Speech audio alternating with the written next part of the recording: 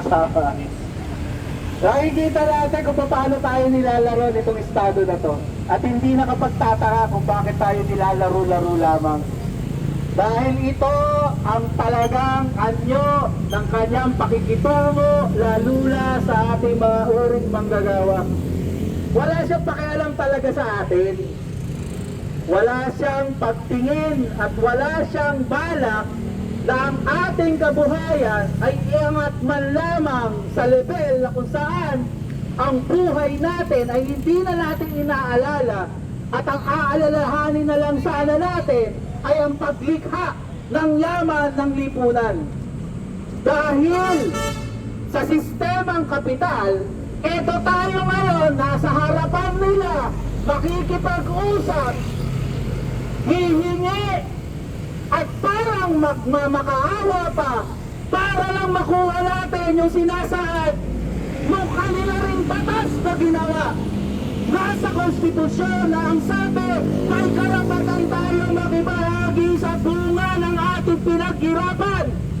Pero bakit kailangan pa tayong magmakaawa sa kanila? Kung ito ay nakalagay na sa konstitusyon, ang ibig sabihin lamang nito mga kasama, ang konstitusyon ay konstitusyon lamang na naghaharing uri. Tama ang sinasabi ng mga kasama. Kung hindi natin kayang kunin ito sa pakikipag-usap sa kanila, wala na dapat usapang magaganap. Kunin natin ang dapat na nararapat sa atin. Itayo natin ang gobyerno na kung saan magsisilbi talaga sa kapakanan ng mas nakararami, sa kapakanan ng muring manggagawa. At kung hindi ito mangyayari ngayon, kailangan mangyari sa malapit na panahon. Dahil sa krisis, lalo tayong lalamunin ito kung hindi natin mapanghahawakan ang kapangyarihan na ito. Kaya mga kasama, igigit natin ang ating karapatan.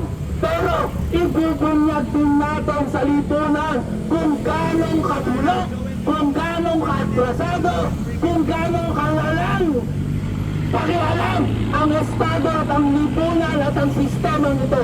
Kailangan natin silang hubaran sa lahat ng mga manggagawa, sa lahat ng masa.